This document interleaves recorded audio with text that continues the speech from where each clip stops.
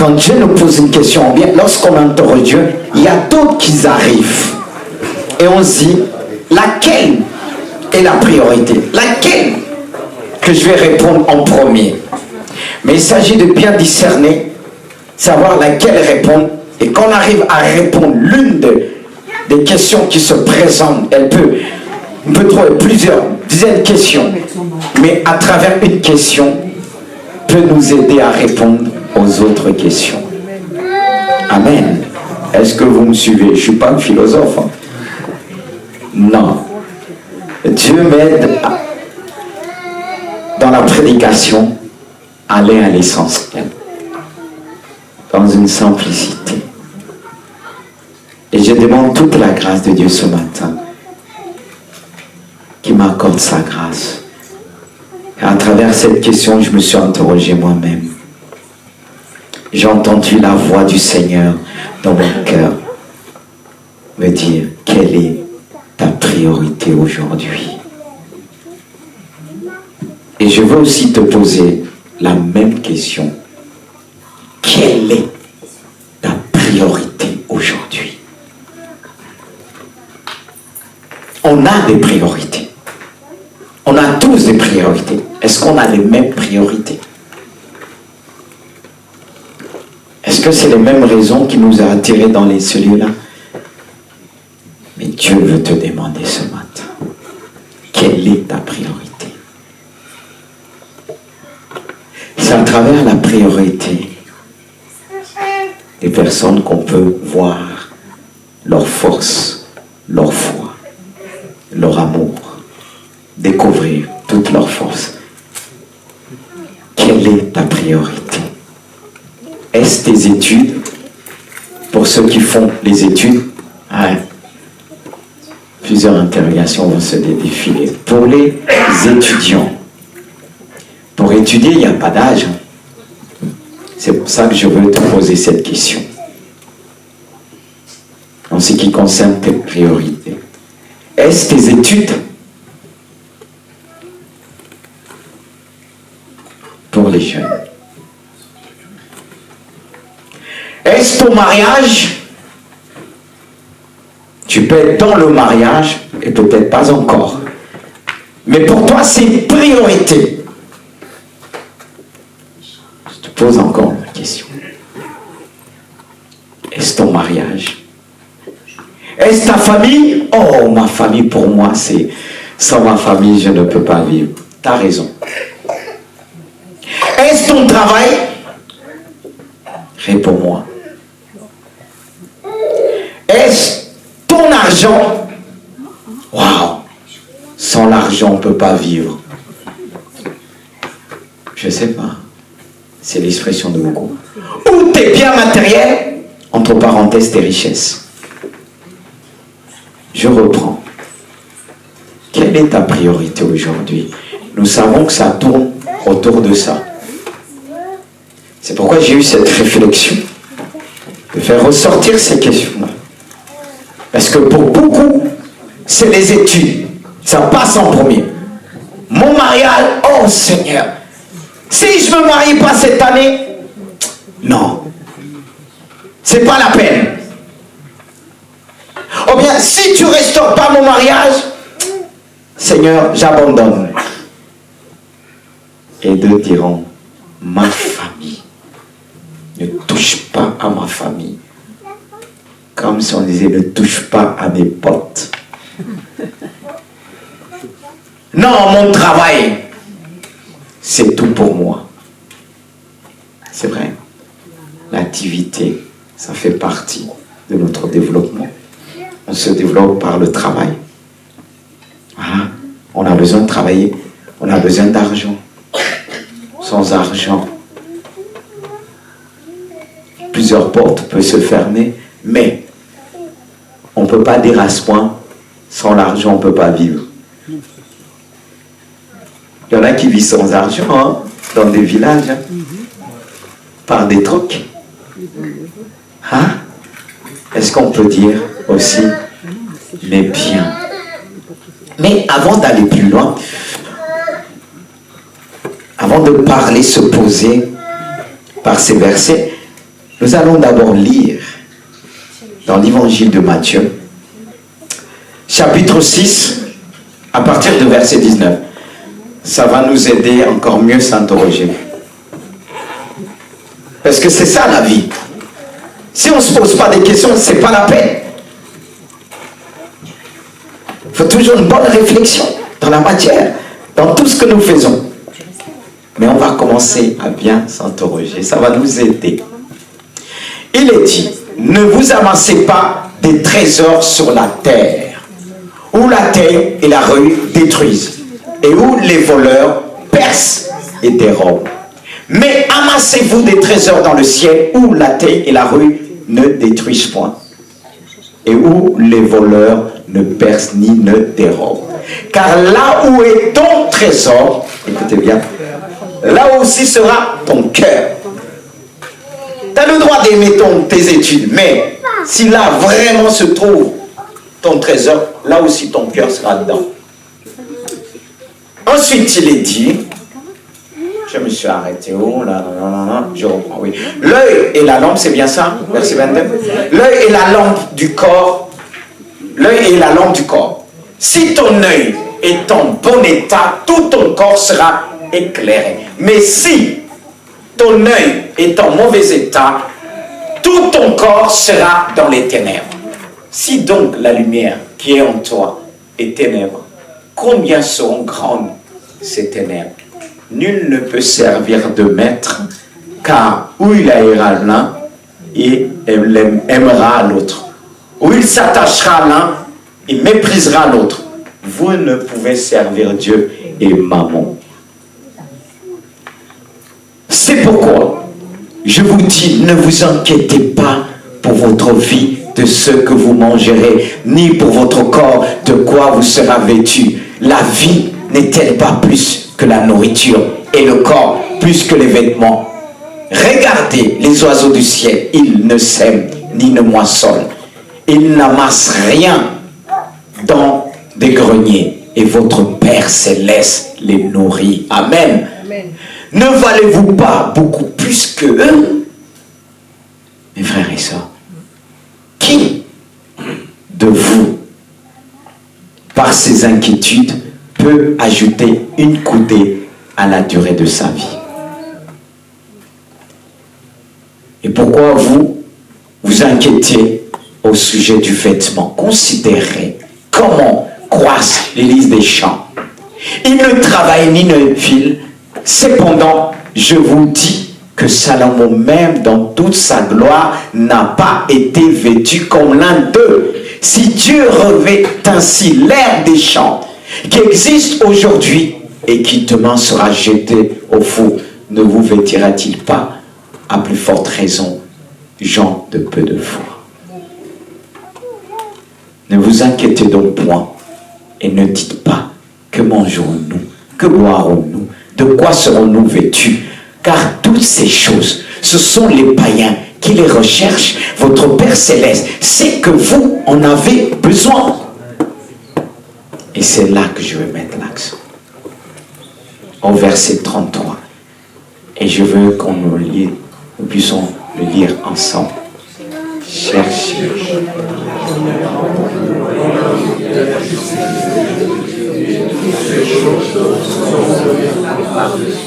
Il dit bien toutes ces choses. Toutes ces choses. Il y a des principes pour obtenir toutes choses. On a besoin de toutes ces choses. Mais est-ce que ces choses sont la priorité? Alors, on va revenir au début.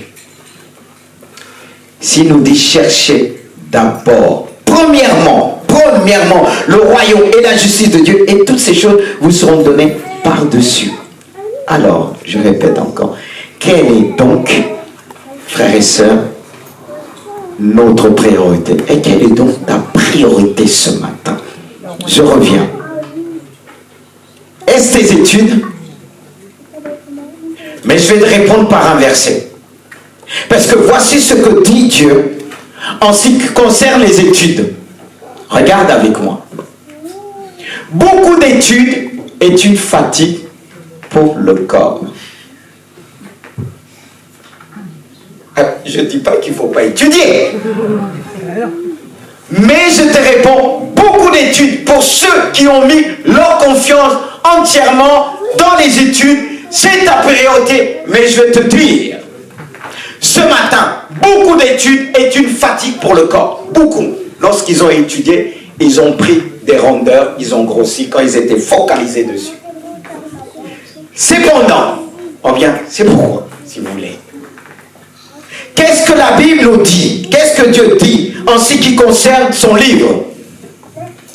Toute écriture est inspirée de Dieu et utile pour enseigner, pour convaincre, pour corriger, pour instruire dans la justice, afin que l'homme de Dieu soit accompli et propre à toutes bonnes œuvres. C'est-à-dire l'étude de la Bible ne va pas te fatiguer. Ça doit être ta priorité. Tu passes du temps à étudier des livres, mais la Bible est le livre des livres. Si tu étudies la livre, il n'y aura pas beaucoup de fatigue. Parce que la Bible dit aussi, Dieu ne nous a pas donné un esprit de timidité, mais son esprit nous remplit de force, d'amour et de sagesse. Ce livre, si tu prends le temps à l'étudier, ça ne va pas te fatiguer, mais au contraire, ça va te donner la force de faire la volonté de Dieu. Mais pour ceux qui se tournent totalement, disons, en mettant la Bible à côté, disant, papa, maman, mais j'ai ça à faire des révisions, j'ai pas le temps de lire la Bible. Mon enfant, t'as rien compris. Ça va te fatiguer. Oui, on a vu des gens qui étudient, bouchaient des bouquins. Quand on les a vus sortir, ils étaient comme ivres. Mais c'est vrai, vous avez étudié. Pratiquement, on a tous été à l'école. Mais c'est lui qui met la Bible en premier. Pourquoi certains avocats ont étudié beaucoup dans le livre des Proverbes? Même s'ils ne connaissent pas Dieu comme nous, aujourd'hui, ça leur a donné la force. Ça leur a donné la volonté d'étudier le droit. Parce que la Bible en parle. La Bible parle de la science. La Bible parle de tout. Et à travers la Bible, on trouve les bases. C'est pourquoi il est dit tout simplement, afin que l'homme soit préparé à faire des bonnes choses, des bonnes œuvres, un bon travail. Je dis toujours mes enfants, la Bible en premier.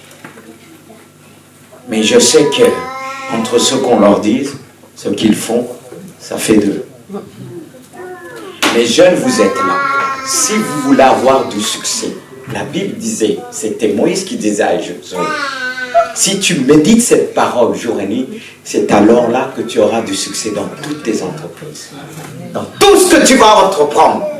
Dieu va te donner la force. Quand tu vas te mettre devant la Bible, tu vas l'étudier. Tu seras accompli à travers ce que tu es. Tu lis dans la Bible et ça va te donner la force d'étudier. Une force surnaturelle. Une force surnaturelle. Mais c'est triste de savoir, malgré tout ce que nous avons dit et redit, les étudiants là, ils sont là et disent, je suis fatigué. Et vous remarquez une chose, là, tous qu'on est à fond dans les études, quand on sort, on est fatigué. On grignote après. Qu'est-ce qui se passe après? Ecclésiaste, lui qui a beaucoup étudié, il a étudié la science, c'est le roi Salomon. Il sait de quoi les études capables de faire. C'est bien étudier. Mais il ne faut pas oublier, il y a un homme aussi, Daniel, qui a étudié la science, mais il a mis la parole de Dieu en premier. Et il avait la capacité, une capacité surnaturelle que les autres sages de Babylone n'ont pas pu développer. Et pourtant, ils ont étudié. Mais quand on a fait appel, il a fait la différence. Il a fait la différence. L'enfant de Dieu fait la différence dans les études. On va lui demander qu'est-ce que tu fais. Il va brandir la parole de Dieu. Avant de faire quoi que ce soit, je me réfère à la parole de Dieu. Alors, étudiant, jeune homme, jeune fille, tu veux avoir du succès dans tes études ne doivent pas être la priorité. Tes livres ne doivent pas être la priorité. C'est le livre des livres qui doit triompher. Si tu mets ce livre devant toi, tous les livres vont se prosterner, si je peux dire les choses ainsi, devant ce livre qui est le livre des livres. C'est le livre le plus répandu. L'étude la plus répandue, c'est la Bible. La Bible doit être ta priorité. Si ce n'est pas le cas, réponds-toi. Réponds-toi. Et encore une autre question. C'est la journée de questions. Quelle est ta priorité à l'heure même que je te parle? Peut-être tu as eu le temps de changer. Laisse-moi parler.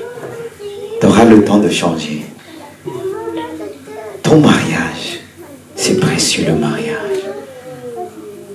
Surtout quand on n'est pas marié, on voit les autres se marier, le temps passe.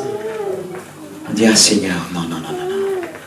Si. Il y en a qui disent, cette année, en déclarant, ils pensent que ça va arriver. Et Dieu ne te demande pas de déclarer avec forcing, mais avec foi.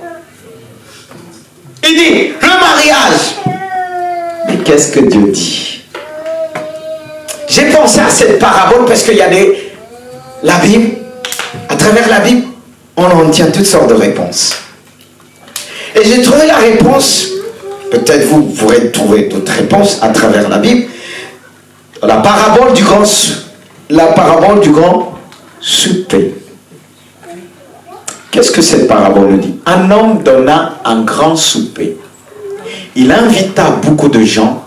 L'heure du souper, il envoya son serviteur dire aux convives, venez car tout est déjà prêt. Mais tous unanimement se mirent à s'excuser. Le premier lui dit, j'ai acheté un champ et je suis obligé d'aller le voir. Excuse-moi, je te prie. Et un autre dit, j'ai achevé 5 paires de bœufs et je vais les essayer. Excuse-moi et je te prie. Et un autre dit, je viens de me marier et c'est pourquoi je ne puis aller. Je viens de me marier. Et qu'est-ce qui s'est passé? Je ne vais pas sur la suite. Ce serviteur, cet homme a envoyé son serviteur prendre les gens à l'extérieur en disant venez. Ça nous enseigne, cette parabole nous enseigne. Il nous montre que beaucoup trouveront des excuses en disant je suis marié. Ceux qui ont été zélés au départ, bien zélés. Certains ont été zélés au début. Et quand ils sont mariés, vous savez qu'il y a une chose que je ne comprenais pas au début. Quand nos aînés nous disaient ceci, ils disaient, il est préférable. Eux, ce qu'ils faisaient au départ, quand ils prenaient un stagiaire, ils prenaient, ça ne veut pas dire les stagiaires restaient célibataires à vie, mais ils prenaient un stagiaire célibataire. Mes sœurs, vous allez me dire pourquoi. Je peux vous expliquer pourquoi. Je ne comprenais pas avant, mais dans le temps, on comprend les choses. Mes sœurs, vous voulez que je parle? Ne pensez pas qu'on exclut les sœurs. Le ministère, c'est dur. Excusez-moi de le dire. Même si on dit c'est la plus belle de vocation. Quand Dieu nous apprend au début, quand il nous fait passer par le feu, il n'y a que nous qui pouvons supporter la personne qui a reçu. Parce que quand il te fait passer par le feu, il y a les enfants, il y a l'épouse, tu risques d'abandonner vite. Parce qu'il y a des choses que Dieu va te former. C'est pour ça que je dis les célibataires, apprenez pendant qu'il est temps. Il y a des choses que Dieu veut te communiquer en tant que célibataire qui ne va pas te communiquer après. Ça sera beaucoup plus dur. Parce que dans le ministère, on a connu le mépris. Que Dieu permet de fois, on nous envoie dans un terrain. Et si Charleton, elle va te poser des questions, pourquoi tu fais ça? Pourquoi tu suis? On ne peut pas tout dire, c'est vrai, on ne peut pas tout dire. Mes sœurs, je n'ai pas compris ça au départ. Il y a un bon aîné que vous connaissez tous, je dis, c'est Doumbia Boubacar qui disait, lui, il a commencé son stage célibataire très vite. Lorsqu'on son responsable a dit, tu veux continuer pour l'année? Il a dit, oui, mais je dois d'abord mon mari. Il a dit, bon, je ne te prends plus. Et vous allez dire, c'est pas normal. Parce qu'il y a une formation qui n'était pas finie. Que cette formation, il devait la traverser tout seul.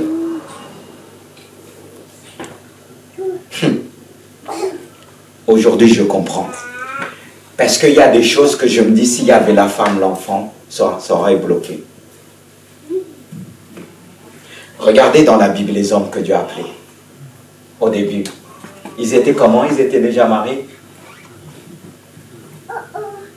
Et c'est le silence total. Mais vous savez que il y a la Bible est là. Hein? Quelqu'un me dit, une soeur va me dire, mais pourquoi nous on est fort? Oui. On est différents. On est différents. C'est après qu'on voit la femme dans le ministère. Mais d'abord, ce que l'homme a bâti va porter la femme. Je sais de quoi je parle. Hein.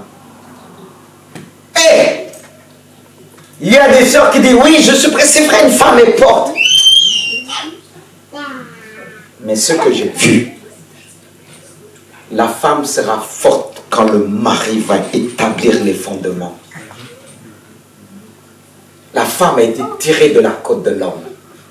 L'homme est venu du sable quelque part. C'est différent. Vous êtes des princesses. Il y a des choses que vous ne devez pas connaître. Vous êtes des princesses, oui. Il y a des choses même dans le ministère. Quand enfin est venue, elle s'interroge parce que Dieu va permettre qu'elle va connaître aussi parce qu'il va la former. C'est vrai. Avant de devenir mère, tu es une femme d'abord. Avant de devenir père, tu es un homme d'abord. Homme ne veut pas dire père. Et si vraiment tu prends en disant c'est ma priorité, c'est ceci, je dois me marier comme dit avant de rentrer dans le ministère. Si tu as commencé, Dieu veut t'apprendre quelque chose seul à seul. Il y a des cas qu'on voit des femmes qui étaient là, ils ont fait ensemble, ils sont croisés à l'école biblique, mais Dieu avait fait déjà son travail. Dieu avait fait déjà son travail. Tous ceux qui sont rentrés, vous regardez bien leur biographie, ils n'ont pas commencé ensemble, ils sont croisés après. Dieu a fait son travail là, travailler la femme et tout ça. C'est vrai qu'après, il y a des ministères qu'on voit la femme. Mais il y a des souffrances qui paraissent injustes, que Dieu va te faire passer, l'autre ne va pas comprendre. Regardez Abraham et Sarah. Pourquoi Abraham n'a pas dit à Sarah, je vais donner l'enfant, je vais sacrifier l'enfant? Elle aurait dit, mais t'es malade, c'est mon enfant. Et surtout quand c'est chaud, la femme dit, c'est mon bébé, c'est mon enfant. Ah oui, quand c'est maman, la réalité humaine est là, elle va dire, non, j'ai porté 9 mois et toi, tu n'as pas souffert et tu vas me dire, et tu n'étais pas bien toi. Mais quand je me suis tombé sur ce passage, il y a des choses que je ne comprenais pas. J'ai dit, mais ces hommes-là, alors moi, alors si, imagine, j'avais tout de suite ma femme, ils ne m'auront pas pris. J'ai compris que quand j'ai commencé, quand j'ai laissé tout, j'avais un appartement, j'allais acheter, j'ai laissé tout. Je dormais dans l'église. Et dans l'église, il y avait des souris qui venaient croquer mes pieds. Alors si c'était dans le mariage, toi qui es princesse, tu vas accepter que les souris te croquent les pieds? Non mais, soyons honnêtes. C'était l'école de Dieu. Dormir dans le temple comme Samuel. Quand Samuel était appelé, il y avait la femme tout de suite quand il dormait dans le temple. Non. Est-ce qu'elle aurait donné ça? Une princesse est une princesse. Mais le prince, quand il monte sur le trône, il apprend à se battre. Une princesse, elle a plus de servantes, des serviteurs qui viennent lui demander, ma princesse, qu'est-ce que... Mais ce n'est pas le cas du prince. Même s'ils sont appelés princes et princesses, regardez bien dans la Bible. La reine Esther, elle avait des servantes, des serviteurs. Son combat, c'était dans la prière, dans le jeûne et la prière. Mais le roi traitait des problèmes. Et à l'époque, les rois allaient se battre. Allaient se battre. Ils n'étaient pas là en disant, vous allez. Ils coordonnaient dans le champ de combat. Mais la princesse, elle était la princesse dans la maison pour soutenir son mari, pour le porter, pour l'encourager, le consoler, mais pas sur le front. Et pourtant, tu es princesse. Tu comprends mieux? Est-ce que tu comprends mieux? Alors, si ta priorité, tu commences à peine de mourir, comment c'est? Tu dis, quand tu arrives à l'église, elle est où ma femme? Seigneur, montre-moi ma femme. Tu n'as pas commencé la formation. Parce que si Dieu t'envoie la femme, elle va te fuir, elle va te dire, tu veux me marier. Eh, non. Il y a des souffrances que la femme ne doit pas connaître. Hein. Non. Mes soeurs, dites-moi quand même amen. Je pense à vous, vous êtes des princesses. Tu vois, il faut trouver les mots parce que sinon vous allez vous braquer. Parce qu'on va dire dans ce monde, la égalité, égalité quoi, tu vois. Quand on dit le contraire, on va dire lui, il a des pensées. Moi, j'ai des pensées de la Bible. Hein. J'ai des pensées de la Bible. Il y a des choses même, soyons honnêtes, mes frères. Des certaines souffrances, des espérances, aller au travail. Est-ce qu'on parle ça facilement à la maison? Est-ce qu'on en parle facilement? Mais pourquoi? Parce qu'on sait que parfois, la femme, même si elle est forte à rire, parce qu'il y a des hommes qui font cette erreur. Oh, ma femme, elle écoute, tu viens, boum, boum, boum, boum, tu lui dis, elle porte. Jusqu'à le jour, ça craque. Ils sont forts, oui. Ils portent, oui. Ils ont porté 9 mois. Mais porter spirituellement, matériellement, moralement, que tu lui donnes tout, financièrement, tu dis, oh, ma femme gère. Spirituellement, ma femme gère. Avec les enfants, va voir, allez voir votre mère. Un jour, elle va craquer, tu ne vas rien comprendre. Tu dis, mais tu es fort. Mais il faut porter ensemble. Tu dois porter le premier. C'est pourquoi Dieu forme ses serviteurs. Quand il crie, Seigneur, c'est quand tu vas m'envoyer la femme, dit, tu n'as pas fini la formation. C'est ce qu'il m'a fait. 10 ans, le temps passé, je mariais les autres. Je n'ai pas fini avec toi. Je n'ai pas fini avec toi. Et j'ai compris avec le temps, là où Dieu m'a fait passer. J'allais travailler, il fallait prêcher, tu vois, pas de voiture et tout ça. Imagine, le temps pressé. J'ai dit, hey, si là la femme était venue, c'est chaud. L'enfant encore, c'est chaud.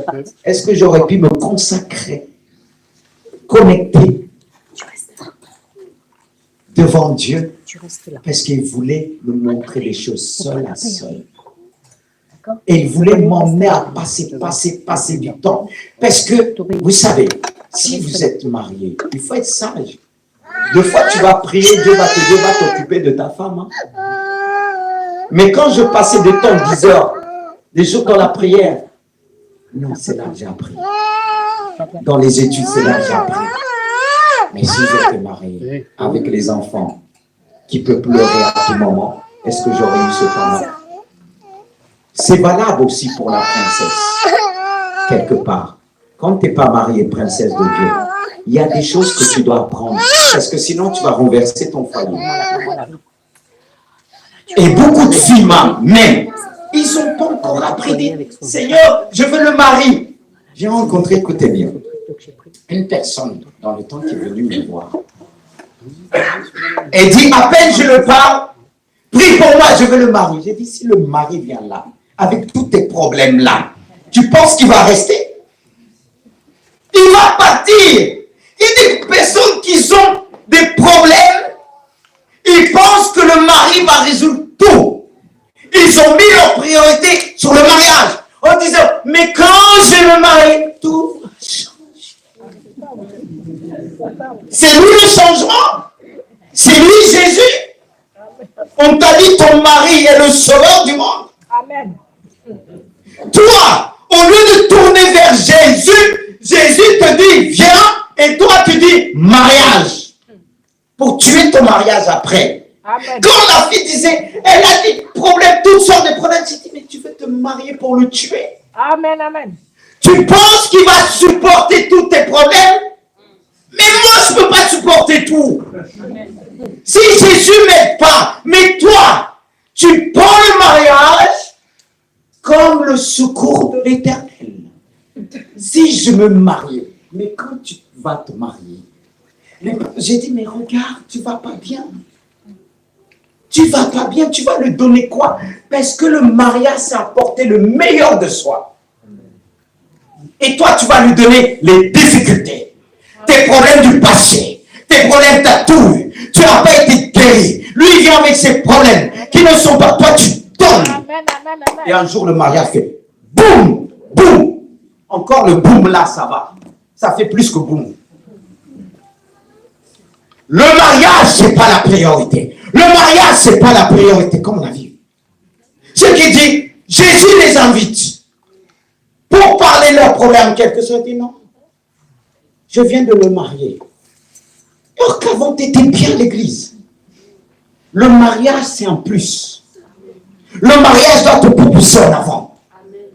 Le mariage, c'est une bénédiction. Lorsque les deux ont été bien formés par Dieu, le Sauveur, quand ils arrivent, il ne faut pas grand-chose. Parce que l'être humain dans son corps, dans son cœur, il y a toujours ce manque-là, l'insuffisance. L'autre va te dire, tu es belle. Tu vas dire, mais tu dis que je suis belle. Mais même quand on te dit tu es belle, tu as du mal à accepter. Tu as un problème encore. Tu n'as pas réglé, tu veux te marier? Tu veux te marier? Est-ce que tu penses que c'est ta priorité? La priorité, c'est Jésus qui guérit. C'est Jésus qui restaure. Et encore, on a du temps. Quand j'ai du temps, je sais que la nourriture vous attend, mais laissez-moi avancer le mariage. Ta famille. Et ce verset va nous faire réfléchir. Qu'est-ce que Matthieu 12, 46 nous dit en parlant de Jésus? Regardez bien, écoutez bien. J'aurais pas besoin de trop de commenter ce verset. Il dit, comme Jésus s'adressait encore à la foule, voici sa mère et ses frères qui étaient dehors, cherchaient à lui parler. Quelqu'un lui dit, voici ta mère et tes frères sont dehors. Et ils cherchent à te parler. Regardez ce que Jésus a dit. Mais Jésus répondait à celui qui lui disait, qui est ma mère et qui sont mes frères?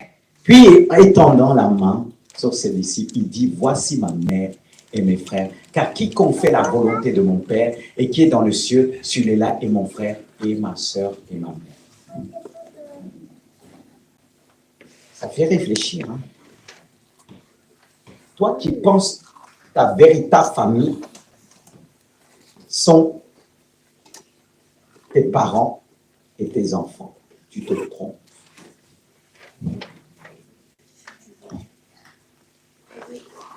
Réfléchis tout seul. Non, ta famille n'est pas la priorité. Toi, tu vas dire, ils ont dit Jésus. Quand Jésus allait sortir, Jésus a dit non. Mes grands frères, mes véritables frères, ma véritable mère, c'est celle qui fait la volonté de Dieu. Imagine, tu viens voir ton fils, tu dis, ma fille, c'est moi qui t'ai mis au monde. C'est moi qui... Et ta fille te dit, maman, oh papa, ma véritable mère, c'est Marie en tête de l'église. Tu vas dire, tu m'as insulté. Il t'a pas insulté parce que tu n'es pas spirituel. L'autre, la maman, elle prie pour lui. Elle le communique. Ce qu'une mère le communique spirituellement. Parce que là, en même temps, je vous prépare. Pour certains, ça risque de vous arriver. Et maman, et papa de l'église. Dieu ne voit pas la même chose que nous. Toi, tu vas dire, je l'ai porté. Mon fils m'a insulté. Tu vas trouver un autre homme de Dieu. Tu vas dire, pasteur, ma fille que j'ai portée plusieurs mois, mes enfants que j'ai portés, que j'ai nourris. Mon enfant a osé me dire, ma vraie mère, mon vrai père, ma soeur, c'est ceux qui sont avec moi dans l'église. Et moi, je te dirais, oui, ton fils a raison. Si je connais ton fils, il aime Dieu. Mais il a raison. Ça vous fait réfléchir.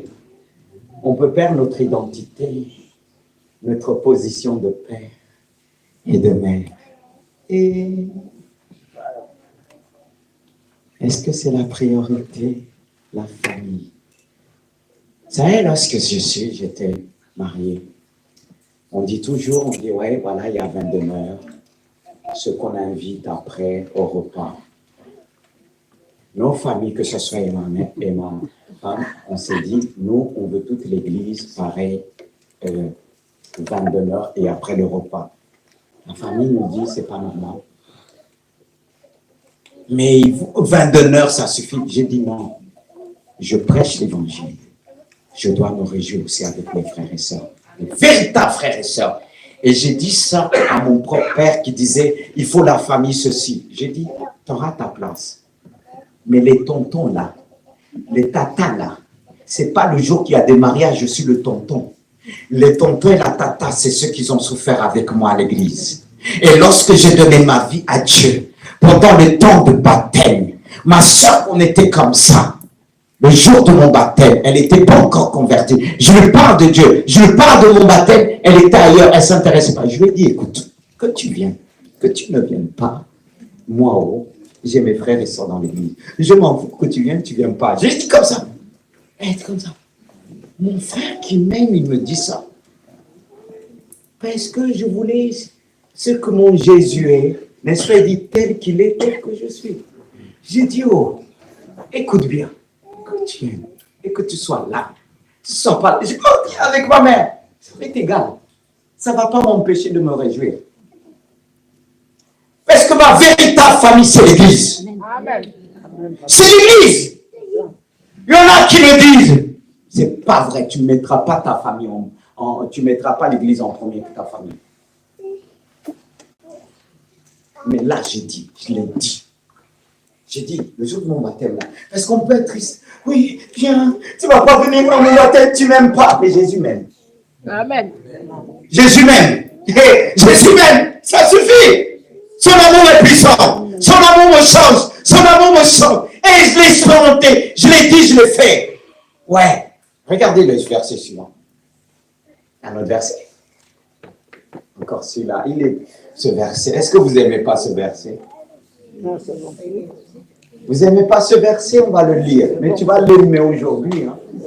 Alléluia! Il dit, celui qui aime son père ou sa mère plus que moi n'est pas digne de moi. Celui qui aime son fils, sa fille, plus que moi n'est pas digne de moi. Oh, pour être béni dans tous les domaines, il y a des priorités. Est-ce que ton fils est la priorité? Vous savez ce que j'ai dit une fois à mon fils, le deuxième? J'ai dit, moi, je vous ai annoncé l'évangile. Mais le jour que Jésus revient, je ne vais pas dire, Jésus, donne-moi du temps pour mon fils. Si vous voulez, vous restez. Et il a regardé comme ça. Mais c'est vrai. Vous croyez que si Jésus revient, que vous n'êtes pas prêts et que quelques-uns sont prêts, je suis prêt, je vais dire, Seigneur, attends un peu. Moi, je vais vous dire bye bye, ma mission s'arrête là. Ma mission s'arrête là. Il y a un temps pour tout. Si Jésus vient me prendre, je dis non. On a aussi prêché l'évangile tous les jours. Moi, je l'ai dit à mes enfants. Regardez, papa. Et papa quoi? Moi, je vous dis les choses. J'ai dit, vous prêchez. Je vis l'évangile. Vous me regardez. Et les jours, j'ai fait comprendre. Il y a la grande tribulation. Il y a un rattrapage. Encore si tu peux tenir.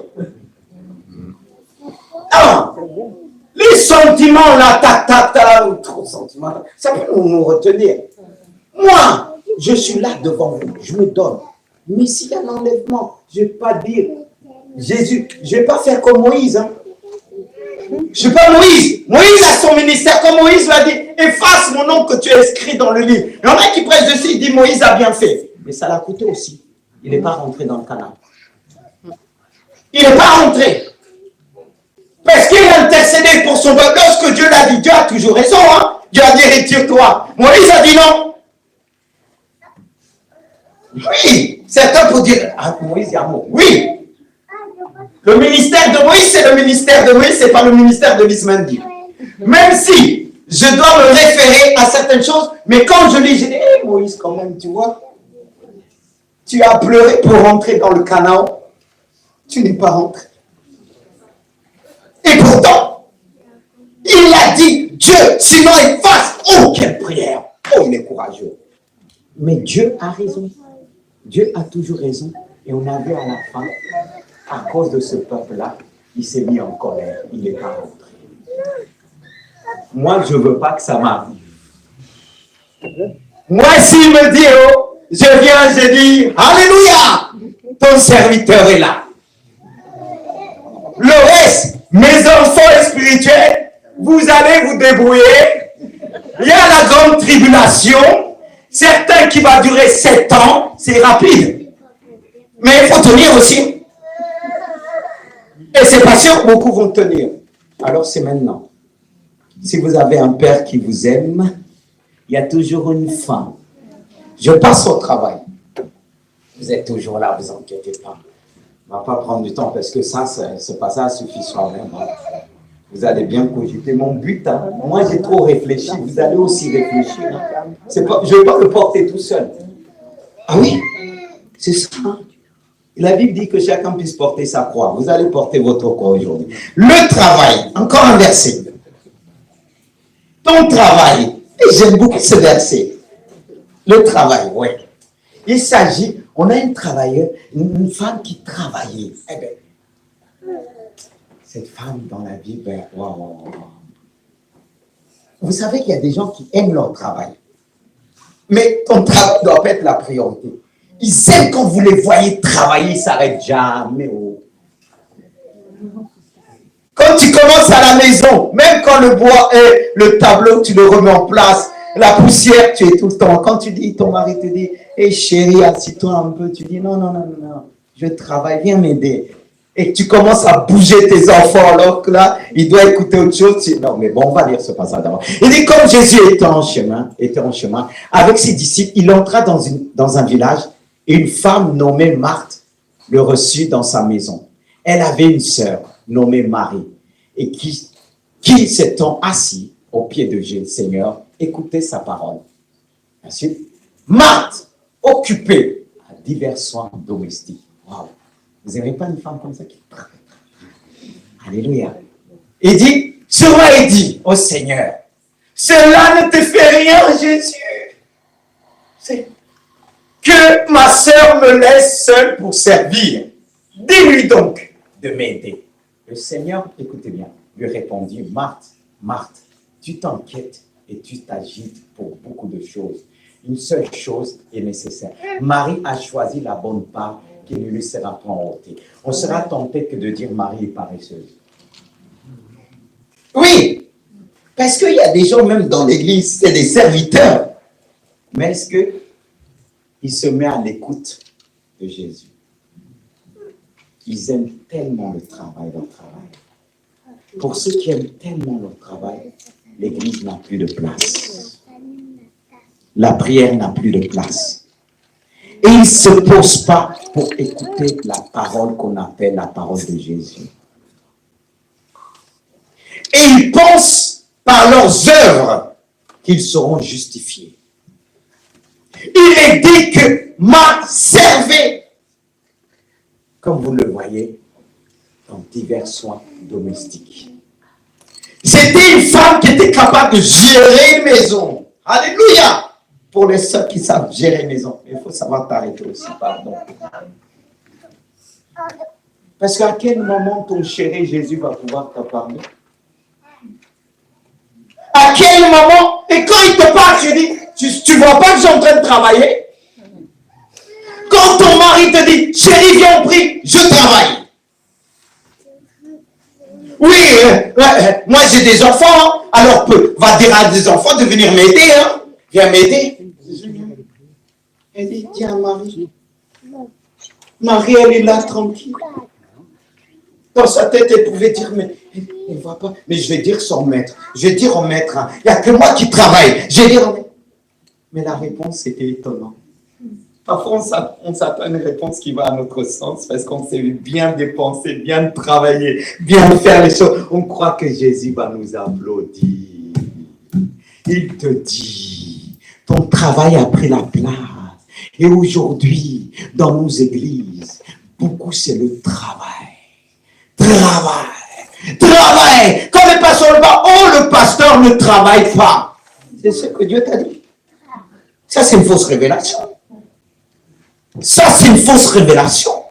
Demandez Eric, hier, quand il est venu me voir, j'ai dit, oh Seigneur, j'étais là, ma tête même est tournée. Parce que des fois, on travaille la nuit. On est appelé la nuit.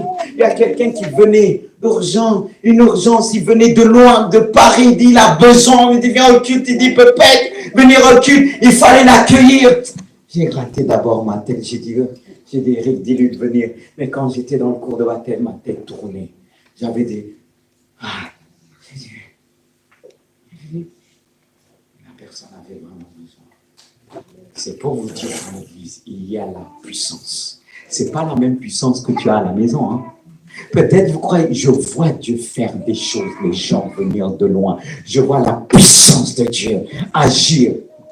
Et le peuple de Dieu ne le réalise pas parce que beaucoup, c'est le travail. Pasteur, je suis fatigué, le travail. C'est le travail qui va te sauver. Le travail là que tu passes tout le temps, le jour que tu seras à la retraite, tu vas vouloir passer du temps avec tes enfants, ils vont... Les gens vont dire, les enfants d'aujourd'hui, tu n'as jamais passé du temps avec eux.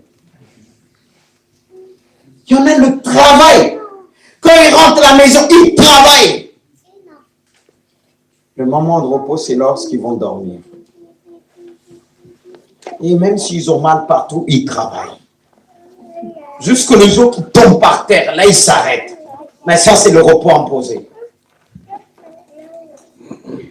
Pourquoi l'église est vide? Parce que plusieurs, ils sont tellement fatigués de travail, le dimanche arrive, ils n'ont pas de force pour venir à l'église, mais ils ont la force d'aller travailler.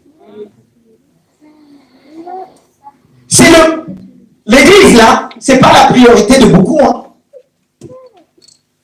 Il y en a qui viennent un dimanche, moi, à cause du travail.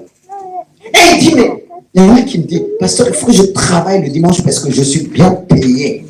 Mais ton argent va où? C'est la priorité. Non, mais attends. Et la Bible dit, cherchez d'abord le royaume de Dieu et sa justice. Et la Bible dit, nous suivrons. Et toi, il y a la porte du paradis sera fermée pour beaucoup à cause de leur travail. C'est pas que tu as volé, hein. C'est pas que tu mens, hein. Mais ton travail, tu passes beaucoup de temps.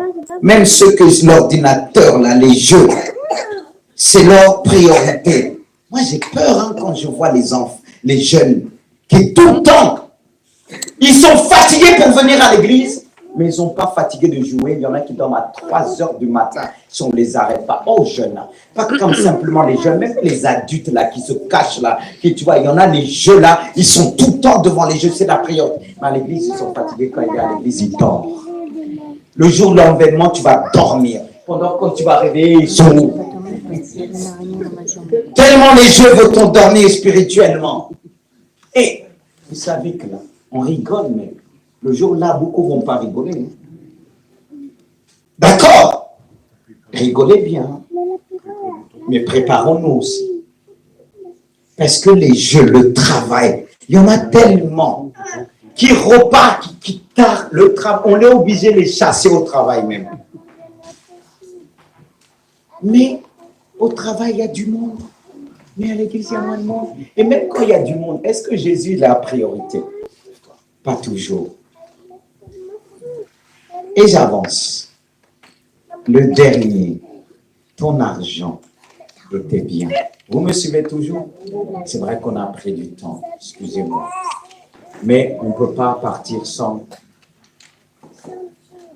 parler de ça. L'argent, ceux qui nous suivent, ils prêchent l'argent, mais c'est marqué dans la Bible. On ne prêche pas que l'amour, on ne prêche pas que la foi, on parle de l'argent. L'argent peut être une bénédiction, aussi une malédiction, un piège. Il faut savoir gérer. Comme l'ordinateur, le portable, peut être une source de bénédiction, une source de malédiction. Et il faut veiller. Mais on va parler à travers ce passage d'un jeune homme riche. Ce jeune homme riche, il vient vers Jésus, il dit, voici, comme il dit, voici un homme s'approche, un homme riche, s'approcher et dit à Jésus, Maître, que dois-je faire de bon pour avoir la vie éternelle? Comme quoi l'argent ne peut pas acheter la vie éternelle. Suivez-moi. Il lui répondit, pourquoi m'interroges-tu sur ce qui est bon? Un seul est le bon. Si tu veux entrer dans la vie éternelle, observe les commandements. Il dit, lesquels? Lui dit-il. Et Jésus répondit, tu ne tueras point, tu ne commettras point d'adultère, tu ne déroberas point, tu ne diras point de faux témoignages, honore ton père et ta mère. Ensuite, et tu aimeras ton prochain comme toi-même. Le jeune homme lui dit, j'ai observé toutes ces choses, que me manque-t-il encore? C'est une bonne question, hein? C'est bon, hein? Parce que des fois, on croit qu'on est un chrétien hyper parfait. On dit, ah, Seigneur, tout ça, je l'ai fait. Je donne la dîme, je fais ça, je fais ça. Et on peut même, on est tenté d'applaudir. Hein? Mais Jésus n'applaudit pas vite. Écoutez ce qu'il va leur dire. Jésus lui dit, si tu veux être parfait, va, vends ce que tu possèdes, donne-le aux pauvres et tu auras un trésor dans le ciel. Puis viens et suis-moi. Après avoir entendu ces paroles, le jeune homme s'en alla tout triste car il avait des grands biens. C'est le cas de beaucoup. Quand il doit donner, ils sont tristes. Est-ce que Dieu est la priorité? Est-ce que Jésus était la priorité? Cet homme était riche. Mais Jésus connaissait son problème. Il va mettre le doigt. Il a dit, tu veux la vie éternelle? Tu veux me suivre? Tu veux que je sois ta priorité? Tu veux que je sois dans ta vie? Alors, il n'y a pas de problème. Il y a une seule chose qui te reste. Allez, dis-moi! J'ai tout fait! J'attendais que ça. Il ne faut pas s'étonner la réponse. Jésus va lui dire, maintenant, tout ce que tu as eu, vends-les dans le repos. Waouh! C'est ça le problème. Nous, on a un problème quand Dieu a dit à Abraham, donne-moi ton Isaac, celui que tu aimes. Parce qu'Isaac prenait la place, et pourtant c'était la bénédiction de Dieu. Il y a des choses que Dieu t'a données, mais aujourd'hui ça prend la place. Et Dieu va te dire, donne-moi. C'est Dieu qui permet à des hommes d'obtenir. Mais il a dit, donne-toi au pauvre. Cet homme n'a pas suivi, il est reparti tout triste. Et pourtant, il a tout fait, il a honoré ses parents. Mais une seule chose le restait. N'est-ce pas qu'il a dit, Jésus est le chemin, la vérité, la vie. Le chemin qui emmène vers la vie éternelle, c'est Jésus. Est-ce qu'il a suivi ce chemin? Est-ce qu'il a suivi? Toi, tu dis, le fait que tu viens à l'église, mais ta priorité, c'est tes biens matériels. La priorité, c'est ton argent. Et tu dis que tu vas rentrer au paradis. Celui qui emmène au paradis, c'est Jésus. Amen. Si malgré ton argent, même si tu peux faire du bien, tu peux faire des enfants, tu peux faire tout, mais si tu sais Jésus, tu ne sais pas Jésus, tu ne vas pas rentrer au paradis. Amen. Si Jésus n'est pas ta priorité, je suis tenté de dire, il y a une deuxième chance encore, la très grande tribulation. Mais je ne sais pas s'il faut appeler ça une deuxième chance. Écoute bien. Il y a un fait qui montre que Jésus n'est pas notre priorité. J'ai parlé de ça. La Bible parle des prémices. Et les prémices, synonymes des prémices, c'est quoi? C'est les principes que Dieu donne pour nous bénir en toutes choses. Parce que ce Dieu qui te dit, donne tout ton argent, il est plus riche. Il peut te redonner. Il peut te redonner. Celui qui a donné, demande des arbres, il a redonné. Et qu'est-ce qu'Abraham a vu? Un mouton et comme un gibier, un mouton, je ne sais plus quoi exactement, aidez-moi. Mais il a vu de quoi remplacer. C'est une question de foi. N'est-ce pas, tu as demandé pour connaître Dieu, connaître la vie éternelle. Maintenant, il te donne la solution qui est claire. Qui est claire. Mais ça coûte. Le salut coûte aussi. Le salut coûte. Nous, on pense que ouais, Jésus a fait, ça va être comme ça. On a notre part. Regardez tout simplement. ce que j'ai dit vendredi. Comme il dit par rapport, tu donneras il y a un passage qui dit, selon tes revenus, je ne sais pas comment, j'ai oublié comment ce passage formule cette pensée. Mais vous allez comprendre.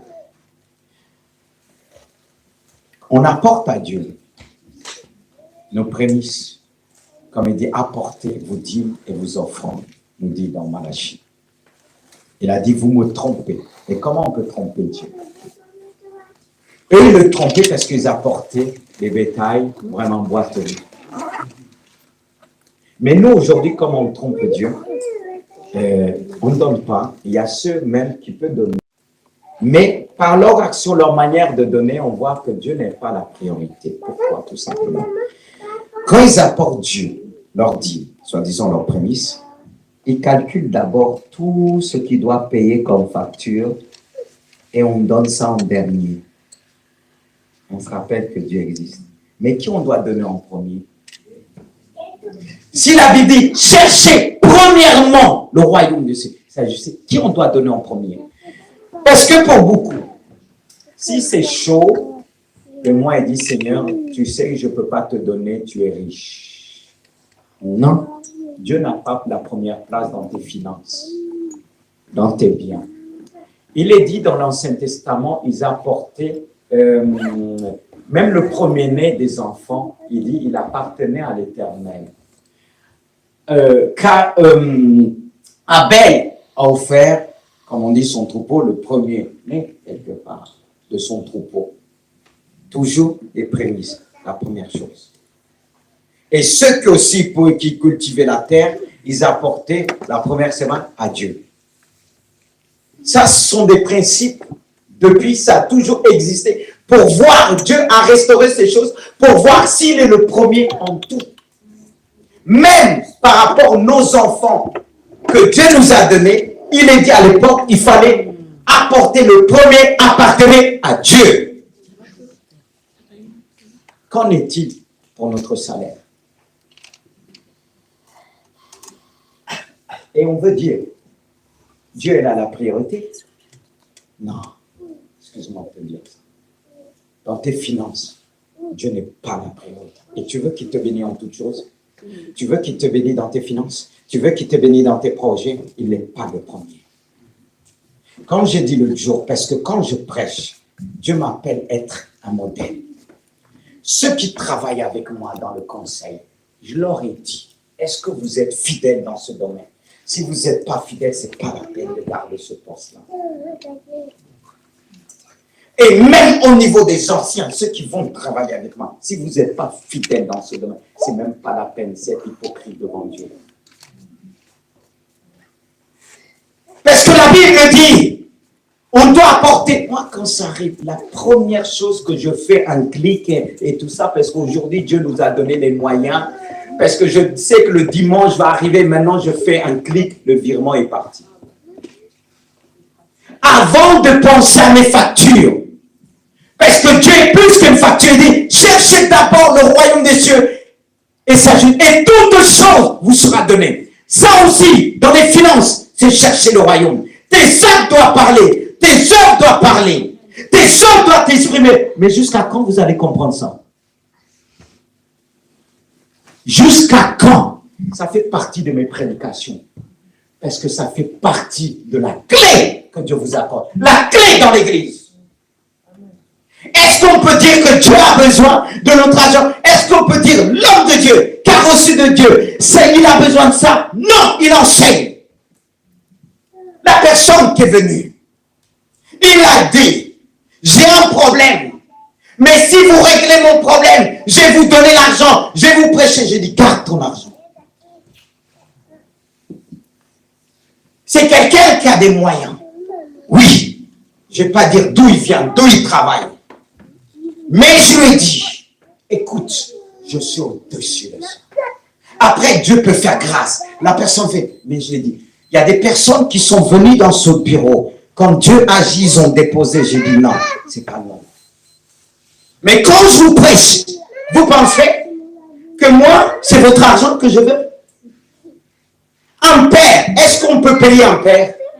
Est-ce qu'on peut rembourser un père? Si je devais avoir les gens que Dieu m'a utilisés, des bénédictions, que même des enfants qui rentrent ici, des gens qui ne font même pas partie de l'église, qui ont été payés, ils ont béni, ils ont déposé leur panier. Il y a d'autres qui disaient, non, pasteur, je viens te donner. J'ai dit, va voir le conseil. Alors si je vous prêche, parce que beaucoup ici, je vais vous dire une chose. Il y en a, quand ils ne sont pas là le mois, leur prémisse dans ce domaine-là n'est pas là aussi. Il y en a, quand ils partent en vacances, aussi part en vacances avec ça. Et tu veux dire, Dieu est la priorité. Et tu pleures pour dire, tu as béni l'autre, tu m'as oublié, tu as béni l'autre. Est-ce que la première chose dans ton salaire, tout ce que tu reçois, tu dis, Dieu, je vais honorer. Parce que tu m'as donné plus que ça. Facture ou pas facture, le premier c'est toi. Combien de fois Dieu nous a aidés? Quand on discutait une fois avec mon épouse, comment j'ai commencé dans le ministère ni mutuel, ni tard là, là, j'ai perdu de voiture à tout. Mais je ne parlais même pas parce que quand tu parles, tu dis, mais tu as des enfants, comment tu vas faire? Non, non, non. Mais mon Dieu est vivant. Amen. Ce Dieu que je sers, il est votre Dieu. Mets-lui à l'épaule et tu verras.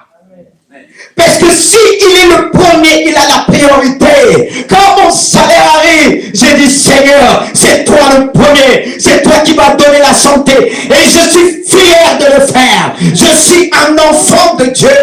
Je veux montrer que Dieu, tu es un Dieu généreux. Moi aussi, je dois l'être.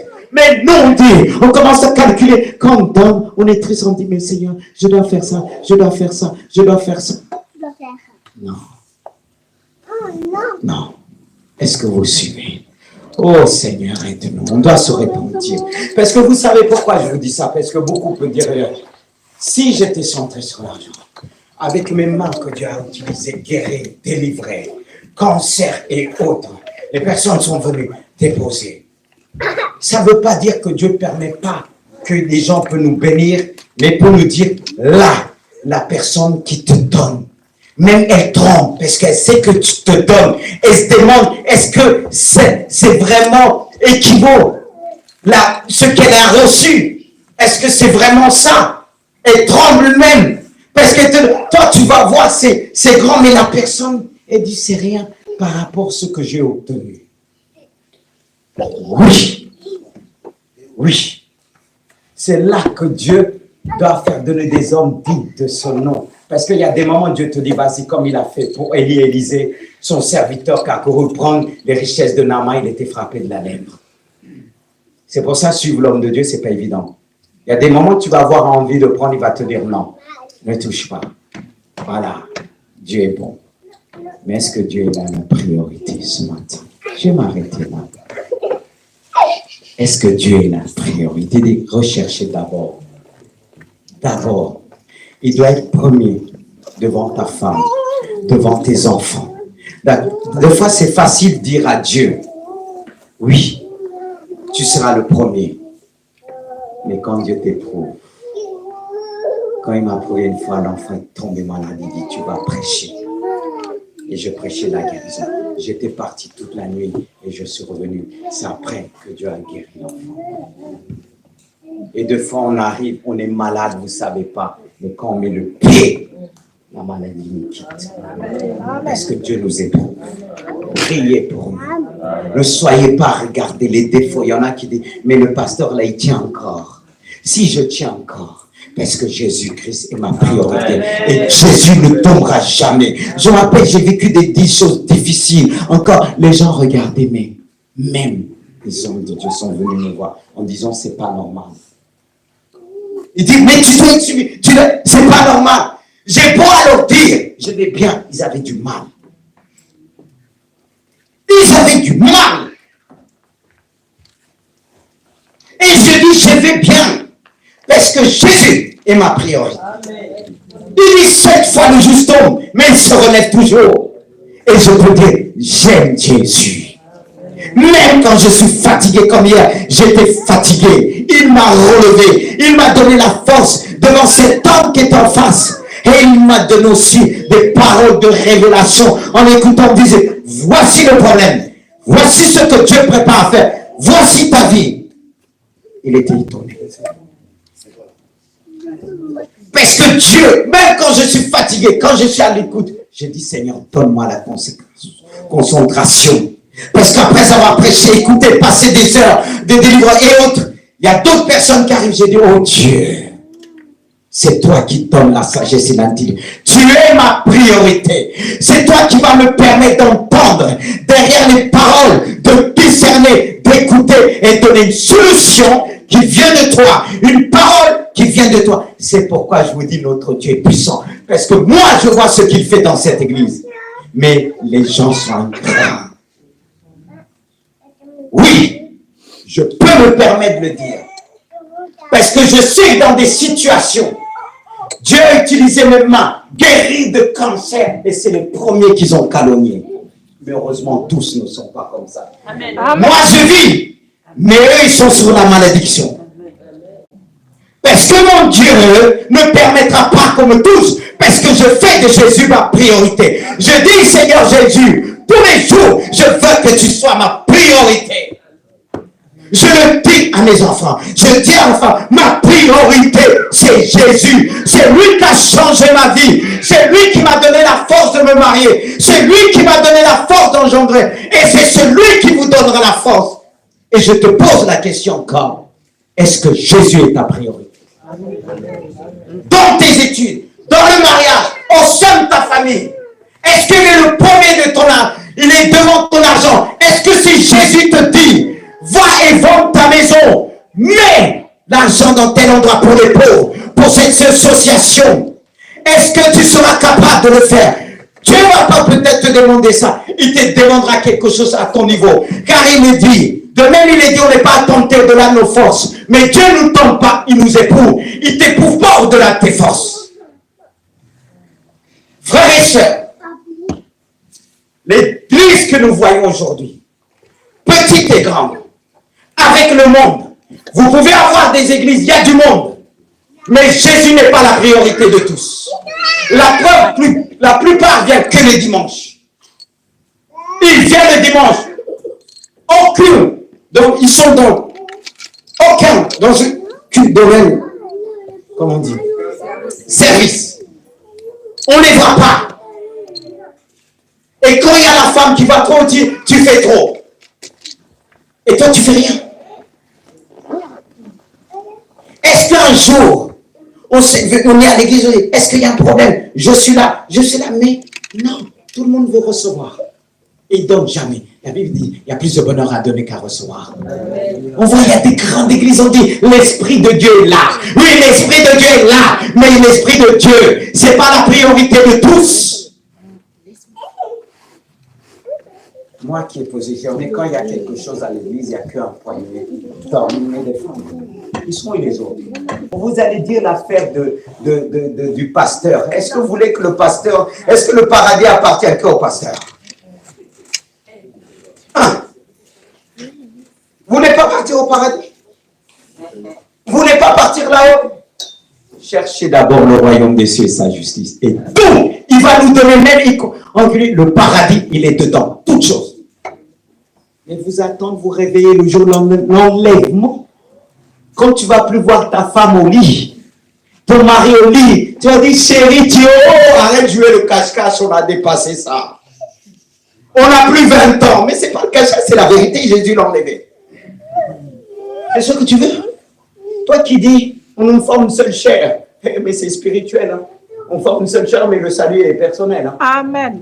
C'est pas parce qu'on forme une seule chair, tu n'en bien, tu dis, Jésus, on forme une seule chair, laisse-moi avec ma femme. Jamais. T'entendez? Amen. Dis à ton mari, vous pouvez vous le dire. Dis à ton ami, jamais on s'aime ici. Mais dans la Bible, il dit, on sera comme des anges. Tu veux le dire? Il faut le dire en même temps.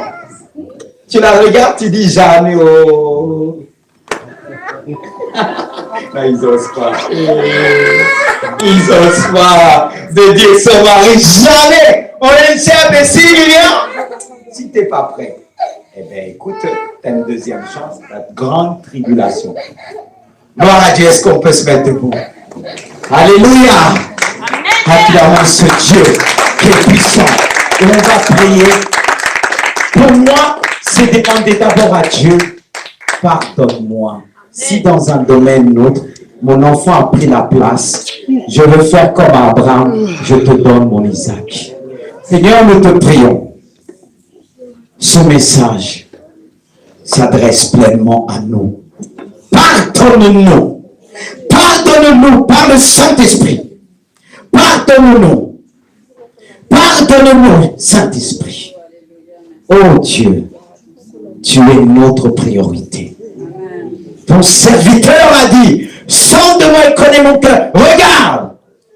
On vient sonde-moi et connais mon cœur. Et pour moi et connais mes pensées. Regarde, si je suis sur mauvaise voie, ramène-moi vers la voie de l'éternité. Ramène-nous, ramène-nous. Seigneur, vois dans mon cœur s'il y a des choses qui ont pris la place. Seigneur, aide-moi. Si les études ont pris la place, Seigneur, donne-moi la Bible. Que la Bible puisse triompher. Que la Bible puisse être le livre de livres. Que la Bible puisse me permettre de prendre de l'auteur avec toi. Toi qui as dit que tu seras toujours en haut, jamais en bas. Tu seras toujours en haut, jamais en bas. Seigneur, tu nous as placés en haut avec toi et ta parole nous élève.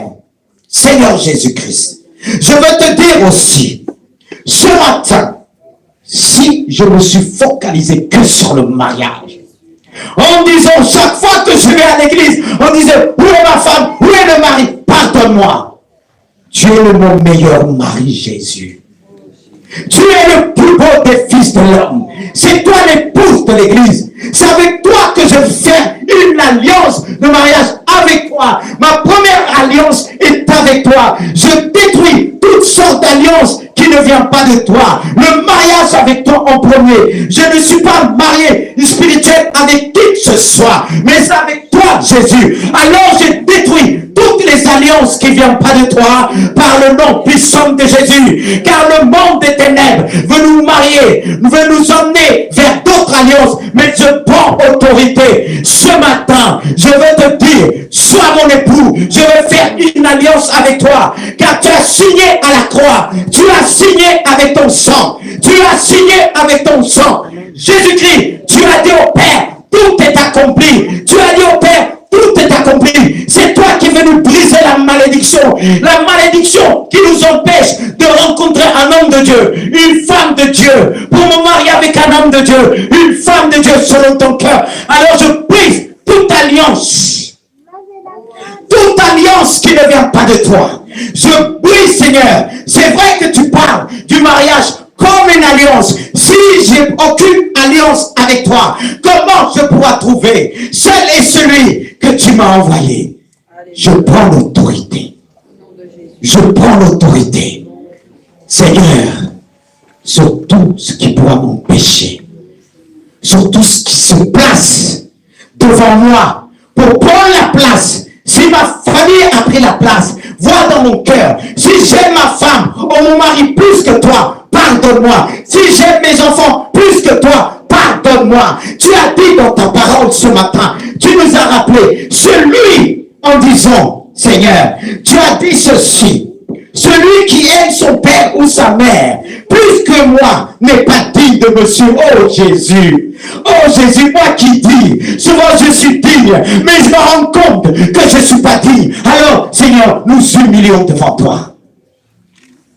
J'ai mis ma famille devant à tel point que je ne pense pas à toi. Quand il y a des soucis au sein de ma famille, je ne prie plus, je ne te cherche plus, mais à partir d'aujourd'hui, quelles que soient les peurs, je vais lever ma voix vers mon Dieu en lui disant merci pour tout. Et lorsque je rendrai grâce devant Dieu, devant l'épreuve que tu m'as mis, en disant toutes choses concourent au bien de ce qu'est Dieu, et là je verrai ta gloire. Et là je verrai ta gloire. Alors Seigneur, je te demande pardon, car chaque fois qu'il est arrivé quelque chose à ma famille, j'ai été déstabilisé. Au lieu de faire ta volonté, au lieu de tenir bon, au lieu de marcher, au lieu de servir ton église, j'ai baissé les bras. Alors pardonne-nous ce matin. Pardonne-nous par la puissance puissante de ton Saint-Esprit. Seigneur, tu vois comment le travail a pris la place de beaucoup. Seigneur, tu connais les martes dans ton assemblée. Tu connais les martes. Mais que ces martes puissent être comme Marie, qui était au pied de Jésus, pardonne-nous. Le travail a pris trop la place. Que maintenant, j'ai mis ton église derrière moi. Je suis fatigué par le travail. Et quand je travaille beaucoup, j'ai plus la force. Et j'ai oublié qu'il y a un passage dans ta parole qui dit: Dieu ne nous a pas donné un esprit de timidité, mais ton esprit nous donne la force, l'amour et la sagesse. Toi qui augmentes la vie